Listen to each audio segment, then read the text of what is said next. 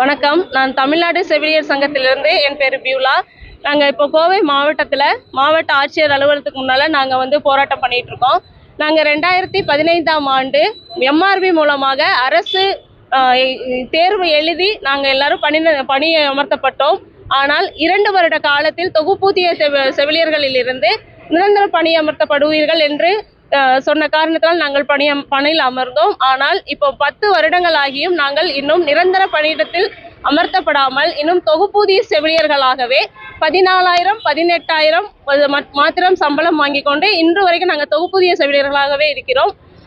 அரசை கேட்டால் காலி பணியிடங்கள் இல்லை, காலி பணியிடங்கள் இருந்தால்தான் உங்களை பணியமர்த்த வேண்டும் என்று அவர்கள் கூறுகிறார்கள். ஸோ நாங்கள் தமிழக அரசை கண்டித்து இந்த ஆர்ப்பாட்டத்தை செய்கிறோம்.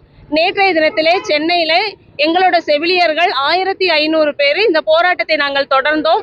அங்கே மாலை 6 மணிக்கு அவர்கள் எல்லாரையும் அரெஸ்ட் செய்து கிளாம்பாக்கம் பஸ் ஸ்டாண்ட்ல அவங்க விட்டுட்டு போயிட்டாங்க.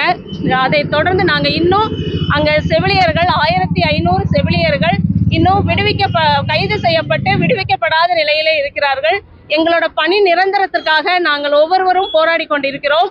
2015 ஒரு எக்ஸாம் எழுதினோம், 2019 எழுதினோம், SNCUன்னு ஒரு எக்ஸாம் எழுதி கோவிட் அப்படின்ற 2019 பேரிடர் நேரத்தில் நாங்கள் எல்லாரும் பணியமர்த்தப்பட்டோம்.